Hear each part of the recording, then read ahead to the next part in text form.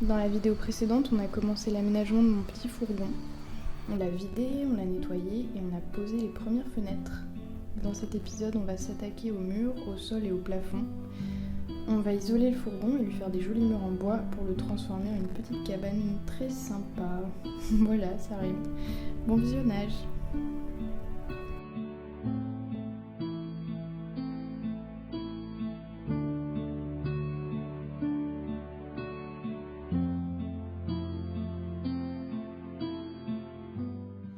J'ai commencé par poncer tous les petits points de rouille qu'il y avait sur la carrosserie. Et ensuite, j'ai tout bombé avec de la peinture anti-rouille pour éviter que ça revienne.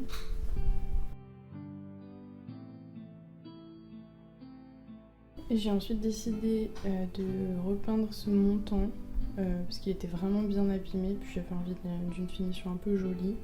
Du coup, j'ai utilisé de la peinture un peu brillante, c'est très très chouette. Et évidemment, j'ai pas utilisé de masque, donc je me suis un peu étouffée à la fin. Après, on a commencé à couper les tasseaux et on a décidé de les coller et de les visser pour être sûr que ça tienne, parce qu'apparemment, avec les vibrations du camion, ça peut se dévisser. Et après, j'ai un peu galéré à comprendre comment mettre l'isolation, mais j'ai finalement trouvé mon chemin dans cette réflexion, donc je l'ai coupé. Et je l'ai mis entre les montants, donc c'était assez facile à caler. Donc j'ai utilisé la laine de bois, et la laine de bois c'est vraiment chouette parce que c'est facile à manipuler, ça sent bon, et puis c'était vraiment pas très cher et apparemment ça fonctionne bien, autant pour le chaud que pour le froid. J'ai décidé de pas mettre de pare-vapeur, je suis pas sûre du nom. Donc on verra plus tard si je m'en mords les doigts, mais bon, pour l'instant je suis assez sereine. Et encore une fois, j'ai pas mis de masque, alors j'ai fini par m'étouffer avec. Je ne le recommande pas. Il vaut mieux se protéger les voies respiratoires.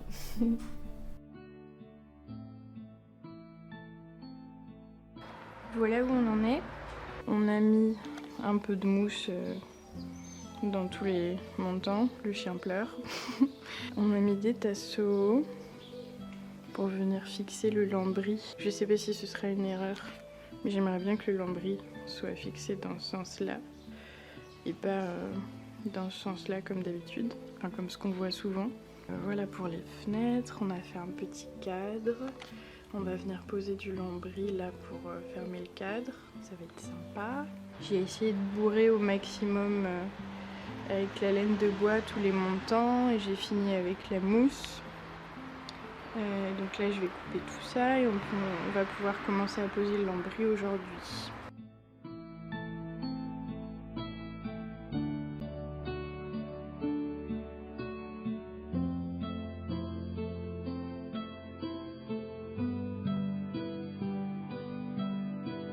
On s'est ensuite attaqué à la séparation entre l'avant et l'arrière du camion, que je vais isoler plus tard. Je laisse un petit espace pour pouvoir passer facilement. Après, on a fait un trou dans le sol pour pouvoir faire passer mon tuyau d'évacuation d'eau. Puis on s'est attaqué au plancher, on a fait un petit cadre en bois qu'on a collé. On a utilisé des tasseaux qui coûtent pas cher, j'arrive pas à me souvenir, mais ils font 4 mètres et c'était vraiment pas cher. Là j'ai mis une petite pièce en plastique pour venir accueillir mon tuyau.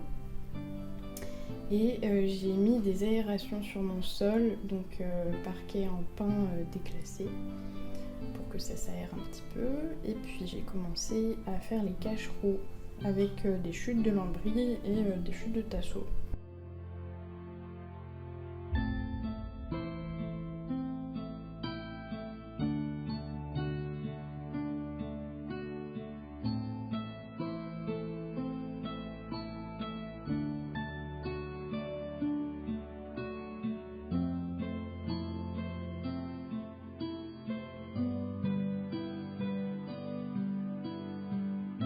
Et puis j'ai tout rempli de laine de bois pour isoler.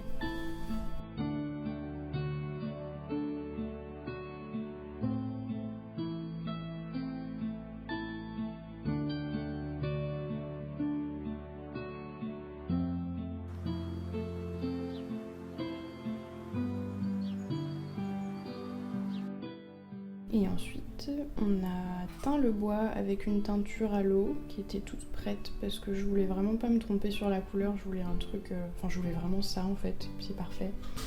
Et puis, on a poncé le beau parquet en pan. Et on l'a teint avec la même teinture.